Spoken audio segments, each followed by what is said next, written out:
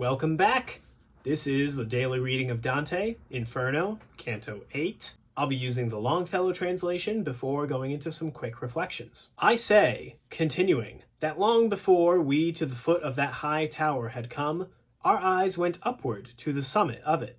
By reason of two flamelets we saw placed there, and from afar another answer them, so far that hardly could the eye attain it.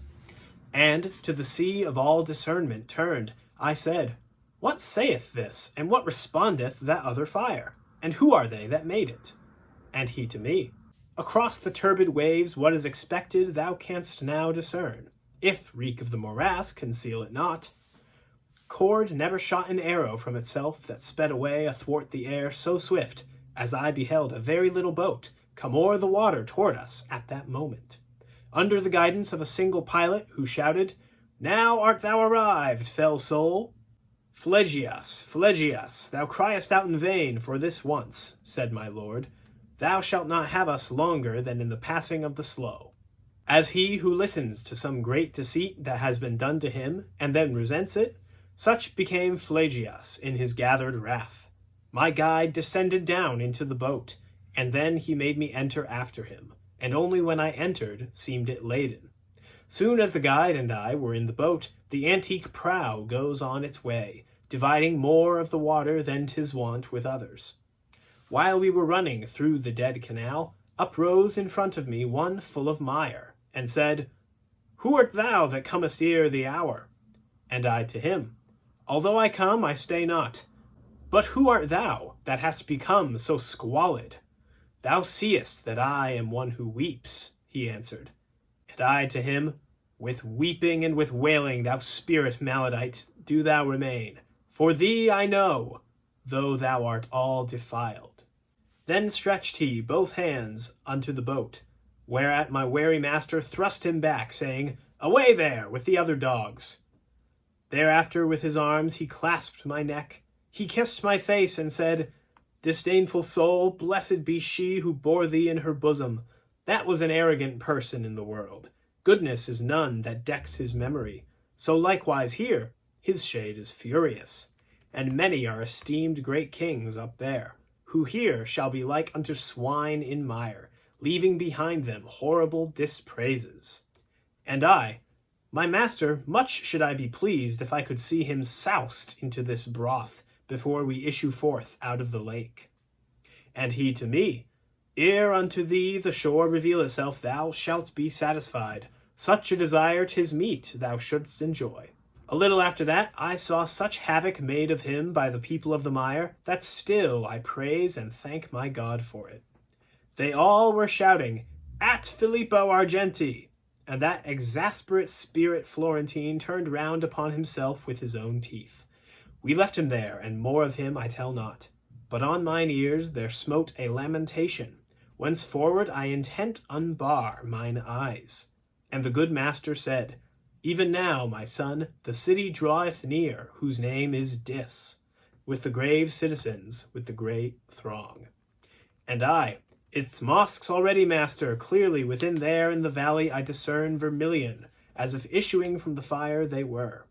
And he to me, The fire eternal that kindles them, within makes them look red, as thou beholdest in this nether hell. Then we arrived within the moats profound, that circumvallate that disconsolate city. The walls appeared to me to be of iron. Not without making first a circuit wide, we came unto a place where loud the pilot cried out to us, Debark, here is the entrance. More than 1,000 at the gates I saw out of the heavens rained down, who angrily were saying, Who is this that without death goes through the kingdom of the people dead? And my sagacious master made a sign of wishing secretly to speak with them. A little, then, they quelled their great disdain, and said, Come thou alone, and he be gone who has so boldly entered these dominions. Let him return alone by his mad road. Try, if he can, for thou shalt here remain, who hast escorted him through such dark regions. Think, reader, if I was discomforted at utterance of the accursed words, for never to return here I believed. O my dear guide, who more than 7 times hast rendered me security, and drawn me from imminent peril that before me stood, do not desert me, said I. thus undone. And if the going farther be denied us, let us retrace our steps together swiftly. And that Lord, who had led me thitherward, said unto me, Fear not, because our passage none can take from us. It by such is given. But here await me, and thy weary spirit comfort and nourish with a better hope. For in this nether world I will not leave thee. So onward goes, and there abandons me my Father sweet, and I remain in doubt. For no and yes within my head contend. I could not hear what he proposed to them, but with them there he did not linger long, ere each within in rivalry ran back. They closed the portals, those our adversaries, on my lord's breast, who had remained without, and turned to me with footsteps far between. His eyes cast down, his forehead shorn had he of all its boldness, and he said with sighs, Who has denied to me the dolesome houses? And unto me, Thou, because I am angry, fear not, for I will conquer in the trial, whatever for defense within be planned. This arrogance of theirs is nothing new, for once they used it at less secret gate, which finds itself without a fastening still. Or it didst thou behold the dead inscription, and now this side of it descends the steep, passing across the circles without escort, one, by whose means the city shall be opened. This is one of the most important chapters in the entire Divine Comedy, especially for Inferno, and it's key to understanding the whole rest of Inferno, as well as Purgatory, as well as Paradise. To understand this, you have to grasp a very important concept for Dante, and I would argue for Christianity. Remember the slothful in the previous canto, the ones who, in life, did not respond with gladness and joy at the good things of life, right? Instead, they were dismissive of them and did not care. They had no gratitude about them. That's wrong. It is right and good to have a good reaction, to have gratitude towards good things.